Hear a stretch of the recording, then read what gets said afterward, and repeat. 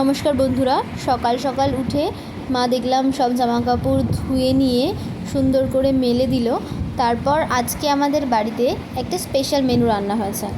আজকে এই যে রাইস একদিকে আমাদের হয়ে চলেছে, আর একদিকে হচ্ছে বিনস, গাজর আর সব রকম ভাজা হচ্ছে। আর আজকে হবে চিকেন কষা আর ফ্রাইড রাইস। চিকেন কষাটা অলরেডি বসিয়ে দেওয়া হয়েছে, আর এই দেখো চিকেন কষা রেডি, একটু ঝোল রাখা হয়েছে, আর এই যে রাইসও রেডি। ব্যাস, আজকে আমাদের এটাই মেনু ছিল, যেটা খেতে খুবই টেস্টি হয়েছিল।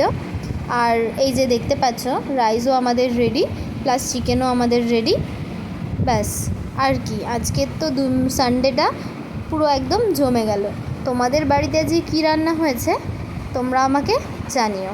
তারপর খেয়ে দিয়ে উঠে দুপুরবেলা খেলাম কিছুটা লেবু আর কুরকুরে।